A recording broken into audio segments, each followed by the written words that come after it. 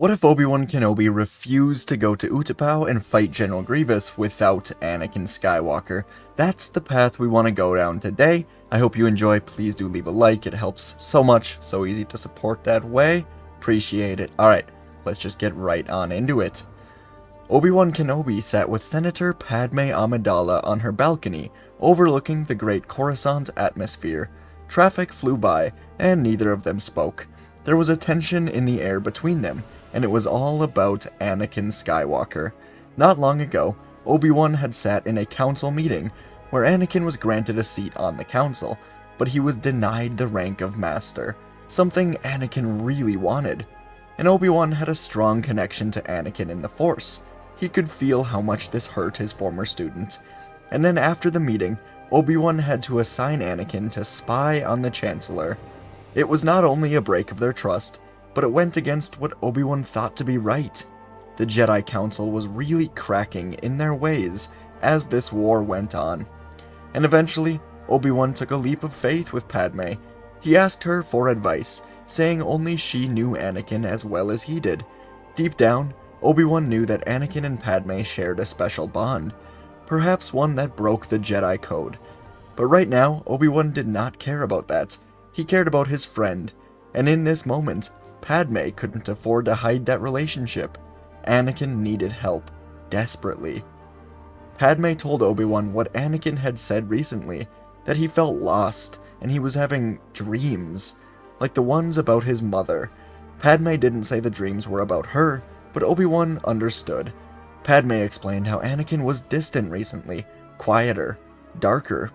Then, looking into Obi-Wan's eyes, almost like a plea for help, Padme said that Anakin doesn't need the Jedi right now. He needs his best friend, his brother. And Obi-Wan knew that she was right. Despite his best efforts, Obi-Wan had formed an attachment with Anakin, one that would break his heart if he ever lost Anakin. So he admitted to himself that Padme was right. He must be there for Anakin, his student, best friend, and brother. And in this moment, Obi-Wan received a transmission to return to the council. General Grievous has been found. Soon after, all of the council members were in session, including Anakin Skywalker. Anakin began to describe how a partial message from Utapau has been intercepted, and it is believed that's where Grievous is hiding.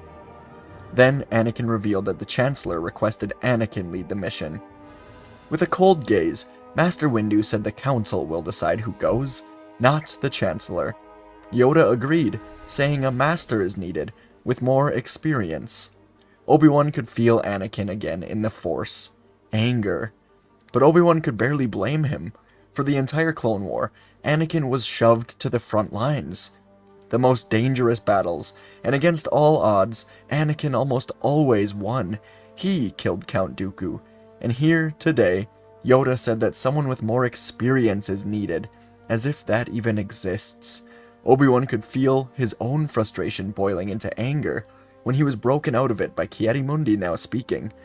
Mundi said that Obi-Wan should go on the mission, and the council agreed. Obi-Wan sat silently, closing his eyes. Yoda looked at him and curiously asked if Obi-Wan had something more to say about this. Yoda admired Obi-Wan. He had been through a lot and was still a model Jedi, and Yoda could sometimes see his old friend, Qui-Gon, inside of Obi-Wan. Yoda almost smiled to himself today, knowing Obi-Wan was about to argue with the council, just like his old master. Obi-Wan looked around the room, saying that he would not go, not without Anakin. Windu said that Anakin had his own mission, and Obi-Wan immediately responded with a rise in his tone, saying it is a mission against the Jedi Code, to spy on the Chancellor. Obi-Wan wondered why he was getting so frustrated. Then he remembered a different meeting in the council, years ago, with him and Qui-Gon. The two of them had found the first Sith Lord in over 1,000 years, and the council did not even believe them. The council dispatched only him and Qui-Gon back to Naboo, and Qui-Gon had died. Now, with Grievous's location known, the council was once again not acting accordingly. Obi-Wan spoke up again, saying that he will go, but Anakin is going with him. Once Grievous is destroyed, then Anakin can resume his mission. Obi-Wan said the council can accept this, or send someone else. After a moment, Windu looked like he was going to object, But Yoda spoke up, saying the council agrees to this. Windu and Mundi were both surprised, but soon Plo Koon spoke up, saying that Yoda is right. Skywalker and Kenobi must go together. Obi-Wan thanked the council, and the session ended with Skywalker and Kenobi walking to the hangar together to prepare their troops, like they had so many times before. Before they jumped to hyperspace, Obi-Wan watched Anakin sneak into an equipment room. Obi-Wan knew what he was doing, so he finished preparations, so they would be ready once Anakin was back. In the equipment room, Anakin spoke to a hologram of Padme. He told Padme that he must go off for one final time in this war. He has been given the assignment with Obi-Wan to track down and defeat Grievous. And once that is done, Anakin promised the war would end and he would return to her forever. Padme smiled, extremely happy that Anakin was going to distract himself in a battle with Obi-Wan. The two shared another moment together, and Anakin boarded the Republic cruiser. Anakin, Obi-Wan, the 501st and the 212th took off for the Battle of Utapau. In hyperspace, Anakin got Obi-Wan alone and thanked him for what he did in the council chambers. Anakin said that he needed the distraction, and with a smile, he said Obi-Wan would need the help anyway. Obi-Wan smiled back. He, like Padme, had noticed a shift in Anakin after the defeat of Count Dooku. Obi-Wan said Anakin's eyes looked tired and asked if he was sleeping alright. Anakin turned away now, conflicted on how much to reveal, but Obi-Wan spoke again, asking if more bad dreams were causing this lack of sleep. Anakin nodded, saying the dreams were of pain, suffering, death for those he cared about, and Obi-Wan put a hand on Anakin's shoulder, saying they will work together to figure out these dreams this time. One of Obi-Wan's greatest regrets was not acting when Anakin said he had dreams about his mother, and they ended up coming true. The Force was granting Anakin these dreams. Obi-Wan would not stop him from acting this time. Anakin thanked Obi-Wan again, and soon they emerged above Utapau. The two Jedi were dispatched alone and together. They would go on a quick recon mission, find out if Grievous and the Separatists were actually here, and then call the clones into action. Now, on the ground in Utapau, the two Jedi wore their hoods and asked the chairman if Grievous was here. After a bit, Anakin and Obi-Wan had the location of Grievous. There was no time to waste, and so the two of them continued to secretly sneak around, until eventually they found Grievous and the Separatists. This was better than they expected, actually. They could get Grievous and the Separatist Council if they acted fast. There was no time to come up with a plan. The Separatist leaders were boarding a ship, a small transport to take them up to the Separatist cruiser in space. The two Jedi locked eyes, and with a smile, Anakin said they've handled worse situations, and the two of them took off in different directions. Obi-Wan to the Separatist transport, and Anakin to Grievous. Obi-Wan watched the transport take off, and leapt as far into the air as he could, barely grabbing onto the bottom, swinging around as the transport rose into the sky. Obi-Wan looked down to the ground.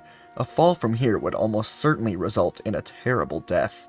Obi-Wan continued to swing around as the transport rose up, trying to get inside.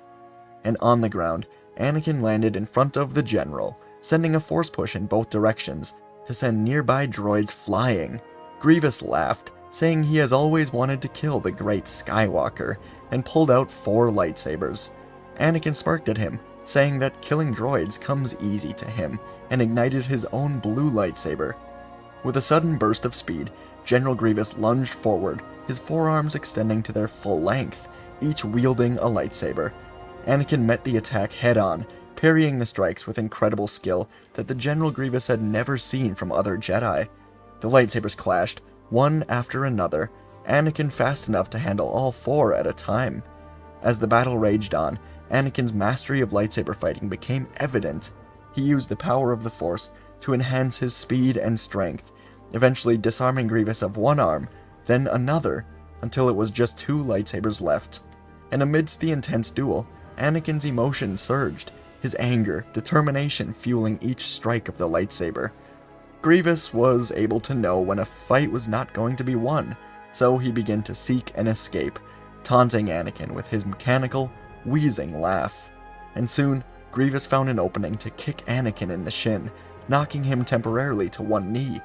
Now, Grievous was able to run away, and in his place were 4 Magna Guards wielding their staffs.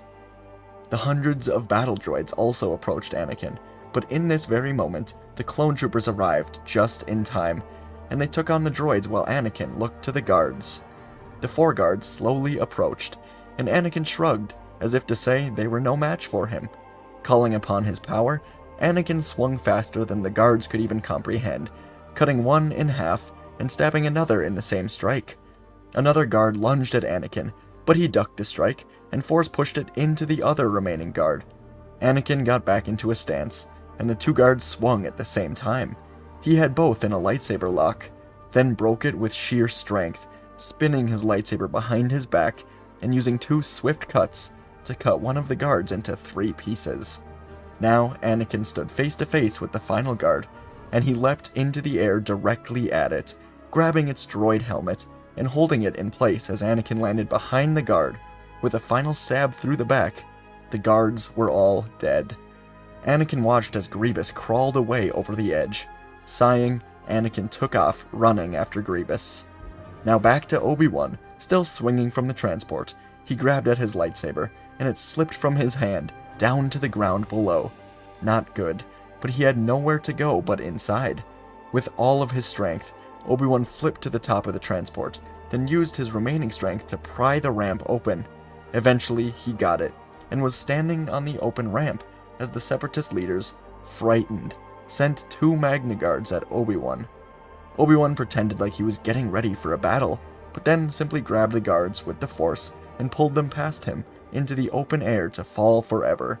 Obi-Wan grabbed a dropped staff from one of the guards, telling the Separatists it was over. Surrender, or else. The leaders were cowards, and they complied as Obi-Wan locked them all inside of a ray shield prison inside the transport. Then, grabbing the controls, Obi-Wan flew down to help Anakin. Anakin was chasing Grievous through the Utapau levels, trying to catch up, but the general was fast. After a bit, Anakin heard a clanging sound next to him. A lightsaber. Obi-Wan's lightsaber. Anakin grabbed it, fully intending to make a joke to Obi-Wan about losing his lightsaber, and continued on the chase. After a long, annoying chase, Anakin watched as Grievous was about to jump to his ship. Not good, thought Anakin, but right as Grievous was about to reach the ship, it was blown to pieces by someone. Anakin looked up to see the Separatist transport. Obi-Wan had gotten here just in time. The explosion sent Grievous flying backwards, crashing hard against a wall. Anakin watched as he slowly got back up, armor severely damaged. He was on fire, and he ignited his 2 remaining lightsabers, sprinting directly for Anakin. The general was nothing except resilient, and Anakin ignited his own in time to block both strikes from Grievous. Now, in a double lightsaber lock, Anakin smiled again. Grievous didn't know that Anakin had Obi-Wan's lightsaber. Still in the lightsaber lock, Anakin let Grievous think that he was pushing Anakin to the ground, and Anakin grabbed Obi-Wan's lightsaber from his belt, igniting it right through the general's heart. The fire inside of his armor grew, until Anakin pushed him into the sinkhole below, where he exploded in midair. Anakin watched the general go, and then looked up to Obi-Wan as the ramp opened to the transport. Anakin jumped right in, and handed Obi-Wan his lightsaber, telling his former master, "Next time, try not to lose it. This weapon is your life, Obi-Wan." Obi-Wan said, very funny, while trying to actually hold in his laugh. The 2 of them did it. Grievous was destroyed, and the Separatists were captured. The war could finally end. The 2 of them contacted the Jedi Council with the good news. And in the council, Mace Windu gathered Kit Fisto, Saesee Tiin, and Aegon Kolar. It was time to ask the Chancellor to step down. And on Coruscant, Chancellor Palpatine sat in his office, frustrated and angry. Anakin was not supposed to go to Utapau. How had this happened? Why did the Jedi Council allow this? Could he wait for Anakin to return to continue the manipulation? That answer was given immediately, as Mace Windu and 3 other Jedi Masters entered the room. Windu and the Jedi did not know that Palpatine was a Sith Lord. To them, Palpatine was just an older politician wanting extreme power. So the battle did not last long when Palpatine ignited a hidden red lightsaber and flew at the 4 Jedi. They were not in any sort of battle-ready mode, and because of this, Palpatine targeted Windu first. He flew through the air, stabbing Windu, then electrocuting Kit Fisto, quickly burning right through him. Kolar and Tin tried to fight back, but Palpatine cut their arms off, throwing them both through the window to fall forever. Palpatine cut through Windu and Fisto once more to ensure their deaths. It would have been a fair fight, and he may have even lost to Windu if he was coming here to actually fight a Sith Lord. But Palpatine got lucky, and he could not delay any longer. Walking over to the desk, he channeled all of the clone troopers with a simple message: execute Order 66. Palpatine let go of his plans for Anakin. Not everything worked in his favor, but the galaxy would be his, and the Jedi would die. And across the galaxy, Megiddo, Felucia, Cato Nemoidia, everywhere Jedi were shot down and killed by their own clone troopers. The Jedi Temple was raided by the Coruscant Guard, along with other clone battalions that were not off-world. The temple fell, but many more Jedi than Sidious wanted were able to evacuate. And on Utapau, Anakin and Obi-Wan flew their ship over the sinkhole, coming to land near the battle where the clones were taking out the droids. But Anakin had to grab his head, nearly stumbling over. Something was wrong. Before Obi-Wan could ask what happened, a blast from a clone rocket launcher slammed right into the transport. Anakin and Obi-Wan were slammed against the wall as the transport swung down into the sinkhole. As the ship spun away into the ground, Anakin managed to gather himself, grabbing an unconscious Obi-Wan and finding his way to the ramp. Anakin opened it up, seeing the ground get closer every second as the interior of the ship was threatening to just explode. Anakin could hear the Separatist leaders asking for help, but there was no time. An explosion from inside the ship forced Anakin to jump away, holding on to Obi-Wan.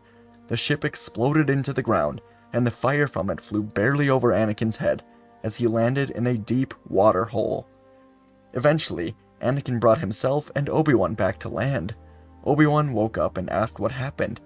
Anakin said he fears that his dreams of death and destruction may have been misguided.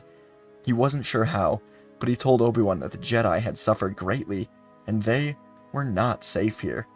Anakin and Obi-Wan walked through Utapau, hiding as best they could. Clone squads would occasionally run by, giving orders to find the Jedi, confirm their deaths, and the two Jedi could not believe this. But they had no choice but to believe it. The clones have turned on them. Eventually, the two of them snuck in what appeared to be a headquarters of sorts for the Separatists. After some snooping around, Anakin activated a hologram that displayed a recorded conversation between Grievous and some hooded man. The man was telling Grievous what to do next, and proceeded to say soon he would have a new apprentice, one far stronger and more powerful. Obi-Wan had a strange feeling about this man, but Anakin knew for certain who this was. Anakin had spent most of his time as a Jedi with a few select people: Obi-Wan, Padme, Rex, Ahsoka, and Palpatine. Despite the hidden face and the voice change of the hologram, Anakin knew who this was. Somehow, Palpatine was Darth Sidious, and Anakin told Obi-Wan about this. Anakin should have been angry, saddened, destroyed, but instead, he was focused. He had to be. Palpatine was the greatest threat to his wife, the greatest threat to the galaxy, and it was up to him now to stop him. Palpatine was putting the nightmares in his head. Anakin knew it to be true, and with this clarity in mind, Anakin took off with Obi-Wan until they finally found an abandoned Republic ship. They would go to Coruscant, and together they would try to destroy the Sith. Palpatine was in his office, preparing to go to the Senate for the announcement that would change everything. It had been hours since Order 66. The Senate was gathered, and for years he had been working for this very moment. He would turn this Republic into his new empire, and soon he would have to find a new apprentice.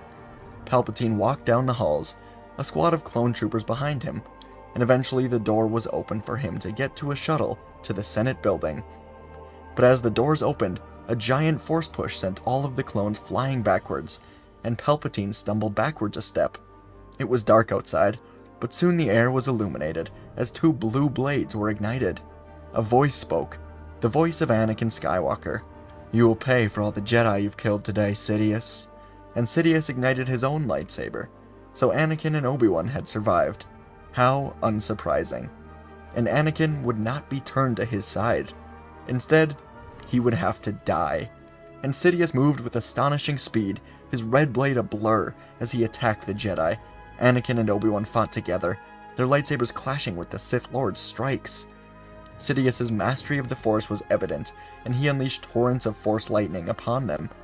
Anakin and Obi-Wan struggled to defend it, their lightsabers deflected the deadly energy back at Sidious, and the outside of the buildings crackled with energy as the power of the Force clashed against each other. Amidst the chaos, Anakin's inner power became apparent. He promised himself and Padme that she would not die, and he could not help her if he was dead. He had to kill Sidious, for the Jedi, and for Padme. He had to. Obi-Wan could sense Anakin's power rising, and tried to calm his former apprentice, but the duel continued on. Anakin was not using the dark side, he was just allowing the power hidden inside him to unleash. The red and blue lightsabers clashed with such intensity that it seemed as though the lightsabers might shatter. This battle was for the fate of the galaxy, and the duel reached its climax as Anakin and Obi-Wan combined their power, overwhelming Sidious. With a final desperate lunge, Anakin disarmed the Sith Lord, sending Sidious's lightsaber tumbling away.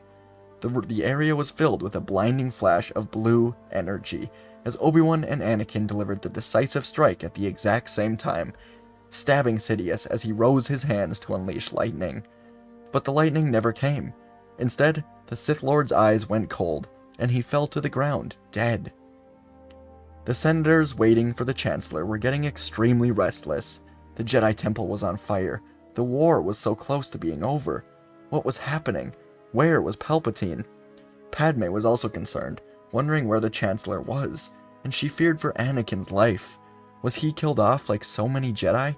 She could not stand just waiting like this. But her mind went from worry to joy as a pod rose to the center carrying Anakin Skywalker and Obi-Wan Kenobi. To the entirety of the Senate, Anakin and Obi-Wan played the recording of Darth Sidious that they'd found on Utapau. They described to the Senate that Palpatine was Sidious, and he had played both sides of the war to come out on top. Anakin then said that he has been defeated, and held up the ignited red lightsaber, saying it was from Palpatine himself. With evidence, the Senate soon chose Mon Mothma as an interim chancellor, and she would be responsible for helping to rebuild this republic. As Anakin and Obi-Wan left the Senate building, Grand Master Yoda was waiting outside. He gave a tired smile, saying he had just shut off the beacon to return to the temple, and was coming here to destroy Sidious, when he watched the HoloNet broadcast of Anakin and Obi-Wan's reveal. The two of them were happy to see Yoda survived, and slowly over time, Yoda would relocate the Jedi Order to Tython. Any surviving Jedi would make their way here, including Ahsoka, and the clones, once they had their chips removed, would be welcome here if they wanted to. They were to serve and protect the Republic, while the Jedi were peacekeepers. Anakin and Padme would go on to have their children, and new amendments to the Jedi Code allowed for attachments. Luke and Leia would be trained, and could still be with their mother. Obi-Wan was grateful he went to Padme for help, and was so happy that he went to Anakin as a friend, rather than a Jedi Master. And folks, that's where we end today. I hope you enjoyed. Part of me, a small little part of me, wanted to end that one with, and then Obi-Wan woke up in the desert, still hidden away in a Tatooine cave, wishing it was real. But I didn't end it like that, alright? Alright? Alright? We ended it in the good way, alright? We did, I swear. Anyways, I hope you enjoyed. Let me know what you thought in the comments. Please do leave a like, it really does help a lot. Helps spread the video around to new audiences. And if you enjoyed this, subscribe. We put videos like this out 4 times a week, so don't want to miss them. Hit that button. Hit every button in your vicinity. Anyways, thanks for watching, and I'll see you in the next video.